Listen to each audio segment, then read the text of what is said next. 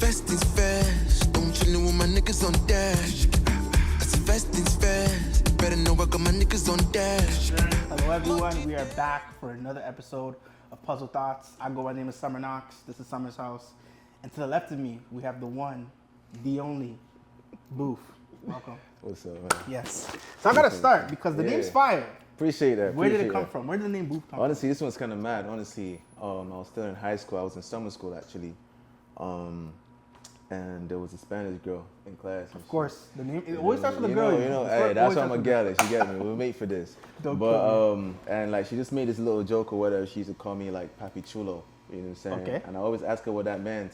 She wouldn't tell me. Okay. But she replaced the Chulo with Bouff, and so she used to call me Bouff Papi. You know what I'm saying? I think her favorite artist was Haus at that time, actually. Do you know what I mean? So she used to call me Bouff Papi. Started in summer, and then, I used to live in Scarborough at that time. So I go back, obviously, to ends and shit. We're in the studio, and niggas asking me what my name is and shit. I'm like, oh yeah, I go by Bouff Papi. And niggas is like, nah, like, am I allowed to swear on this shit? Yeah, of course. Yeah. But yeah, they're like, nah, we're gonna take that shit off. We're gonna just say Bouff. And that's how I have my name. So okay, fine. Okay, so who was the first artist that made you fall in love with music and why? Oh man, Michael Jackson.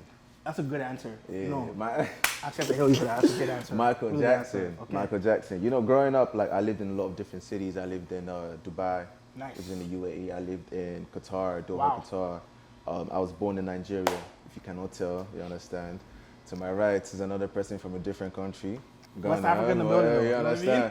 But yeah. So obviously, growing up out there, it was a lot of pop music that I was hearing. Mm-hmm. Like we weren't really like too hip to a lot of like the culture or this thing, because there's a lot of censored music and stuff. So it's like you got to be really global for us to be hearing your music. So I was, grew up in a lot of like Michael Jackson and stuff growing up and stuff like that.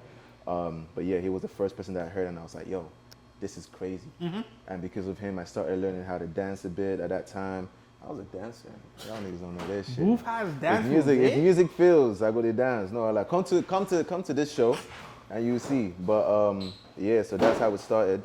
And then obviously, I feel like growing up, the next person I discovered that really made me take it to a next level, especially for Afro, is Burna Boy. Jeez. You get me? I gotta give him shout out Dogu. Come on, you understand? Dogu. Shout out to him. So yeah. Okay, cool. So Afrobeats. That's the genre. Yeah. And what does that genre mean to you? Afrobeats is culture. Afrobeats is life. Facts. Afrobeats is spiritual. Facts. You know what I mean? When you hear the 5-bit pattern, Facts. I understand. That beat's live. It's a different type of energy. Yeah. And honestly, that's the genre I grew up on. But the genre I'm in right now, I would say, is Afrofusion. Afrofusion. So I feel like I hear Afrofusion. Yeah. I feel like a lot of people hear Afrofusion. Yeah. What does that mean to you, or what is your explanation of Afrofusion? Basically, real simple, it's Afro, but it's fused with a lot of different elements. Growing out there in the Middle East, I grew up in a lot of Arabian music, a lot of the guitars. Growing up in Nigeria, the djembe, the percussions. Coming out here with rock and hip hop and pop music and stuff. Yeah. And it's just finding the right balance and moderation for both to speak. Because I feel like one thing that really stopped Afrobeats from going global before it did, because now we're global, y'all can tell us shit. Facts. Is the understanding. Facts.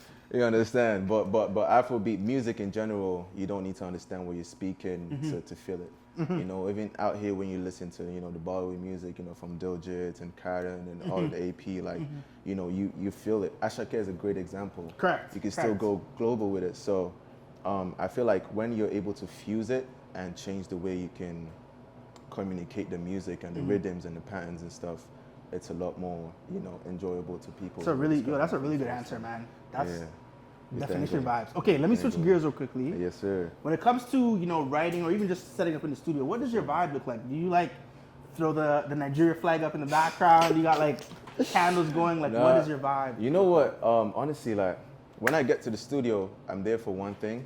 And the first thing I always think about is creating what feels good to me. I feel like I don't go in there trying to, no offense, I'm not trying to please you at the end of the day, but I still want to find the middle ground between making what the audience loves and what sounds good to most people. Because if you're only making music for you and it doesn't sound good, nobody could buy it. Facts. So at the end of the day, obviously, we thank God that it's my job as an artist to learn music, to be a student of the game, to hear different genres, different artists, to grow my sound, and hopefully whatever I like, you lot like. You know what I mean? So yeah, I'm just gonna go with the flow when I get in the I'm studio. gonna switch gears to another lane because I do it. feel like the past 12 months, Yeah, it's been Bouff on stage with Rema. yeah. Shout out Rema, shout out Bouff. Bouff on stage with. Yeah.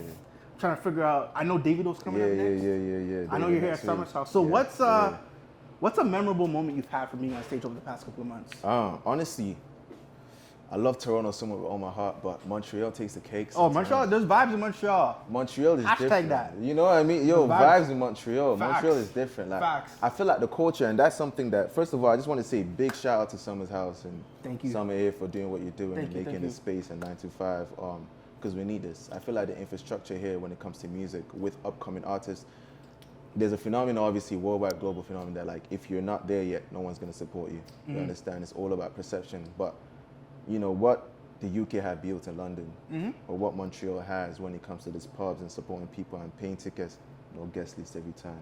She'll get tell them. Hashtag. Is that you know, people see that you have that potential and they're able to invest this time, their energy to make sure that you represent globally. And I feel like with Canada specifically speaking, there's a lot of issue we have here. You know, from Drake having to be discovered out here in the States, The Weeknd out here, homeless in Subway, Justin Bieber had to go to the States, you know what I mean? Like, we don't need, it's enough losing all these talents, you understand? So I think, I think that's something that's important. And Montreal gets it, man. They dare to vibe. They're not on say like, yo, who's this guy out here? Like, who's performing right now? Yeah. This guy thinks is this. Nah, they dare to really vibe out. If you're here, if you're ever at my show, it's a Bouff fucking experience. Don't think you're too cool for nothing. I ain't too cool for nothing. You understand? Everyone should be dancing, rejoicing, you know what I mean? Don't be shy because of your boyfriend, your girlfriend. You can still have fun together, baby. You get me? This is why I had you here. I had to have you here. Appreciate you. Okay, let's switch gears. Let's get do into it. some fun questions. Yeah. What's a song that's in your rotation right now? Like you're playing it all the time. You're like, yo, this is a banger. You know what? Had to pull out his phone. I like that. He said, I'm not gonna use my brain. I'm gonna use facts. Yes. pull it up. You know, we have to do it. So this song right here, I can't lie, this is beautiful. This is the type of vibe I've been on recently. I'm gonna show you my Spotify. It's called DNM by Mac G. You know what I'm saying? DNM by Mac G. DNM by Okay, Mac cool. G. It's a beautiful, beautiful sound. Mac G is just one of those artists that's coming up right now, and he's doing some weird, like pop, alternative, you know, rock type thing balance, and it really like that's that right there. I love that. You feel me? Get it? But like it really helps me with the fusion because when it comes to like live performances, I love how people, you know, their tonation is everything. The way they even scream on stage is different. The way they make the crowd, like all of this, hearing these different elements, especially from rock and roll, is so impactful. Facts. Like that's what Playboy Cardi, Ken Carson, Yep. shout out to Broski, he's doing crazy. Yep. You know what I mean? And Yep. For sure. last year I was with him when he came out here, and watching him perform and how he moved the energy, even with, you know, with hip hop was a different experience. Facts. And ever since then, I've just been trying to listen to a lot more of that. You know what I'm saying? So That's yeah, dope that Mac you're, G. you know, diversifying your ear palette and the You music have that you're to. consuming. You have to. It's like art. You can't paint a Facts. landscape with just one color. You You get guys me? dropped a lot of bars in this interview. A lot of bars. I need that. Okay, two more questions. Yes, sir. This is kind of a fun question. Let's do it. Bouff as an artist. Yeah. If you could describe yourself as a drink or as a food dish, what would it be? That's a drink. So first of all, a little known fact about me. Actually, it's not known much, but I've actually never taken a sip of alcohol before. Really? Yes. So I don't drink. I am legal, trust me, but it's just a choice I made. You know what I mean? Nah, I Growing up, respect I love being sober and stuff. So Yeah. I can't tell you when it comes to the tequila stuff. Cool. But I would say, regardless, I'll still say Azul. Azul, yeah. Okay. Just because the girl them love that shit. He's never It's drinking, but he bougie. can I've see never- it. That's the thing. Listen, I'm in the clubs. You can see it. I'm in the clubs. I have my APs. I see how much, you know what I mean, certain bottles Facts. cost, how the Facts, girls facts, react when you facts, bring facts. out a bottle and then Azul and everyone goes crazy. So I'll say Azul. Bougie, I nice like taste, that. smooth. I like you that. I understand? like that. I like that. Okay, Yeah, cool. one cool, of cool. those, And do yeah. you have a dish you choose, or you're just gonna go with the Zoo? We're gonna leave it Pounded there. yam and egusi, Bang. Nigerian dish. Bomb. Brr. If you haven't had that yet, come over to someone's house. Pounded Special yam from Bouff. and egusi. I like that. Yes, Okay, last yes, question. yes. If we've completed this puzzle, and if We you could do have. this puzzle with anybody, dead or alive, who would it be? Interesting. Where you could do the puzzle, have a conversation, ask them questions. Probably fella. Okay. Yeah, probably fella. Like, you know, The my legend. managers have been drilling into me to listen to a lot of like older music and stuff Correct. like that. Correct. Obviously, like I would love to have conversations with pioneers. You know, it's not Facts. enough. Even like for me, honestly, like starting off right now with music, it's been amazing being a part of something. And like crafting a new lane is the goal for me. Okay, you know what dope. I mean? Like shout out to Broski Rem and what he done with his tape, for example, is crazy, a whole new lane. What Burna Boy did in the early 2010s with Afrofusion sound, it was never heard, like the party and stuff. Yep. And for me, it's to create a sound, a lane that makes people think like, oh, it's bigger than this. Afrofusion could be wider than this, could be more receptive. Correct. And with Fela, like inventing Afro beats, which now give birth to all of this, is Correct. crazy. And I just want to see how pioneers think. I'm really in love with the, you know, the way they think, the way they move. What made them have that confidence and that belief in themselves to start something that everybody probably doubted at some points, and then perseverance. So yeah, either Fela or Michael Jackson. like, Okay. for sure. Amazing. Honestly, man, this was a really good conversation. Appreciate Like, you. this is a conversation I would love to continue. For sure. And I know everybody watching probably sure. wants to learn a lot more about you.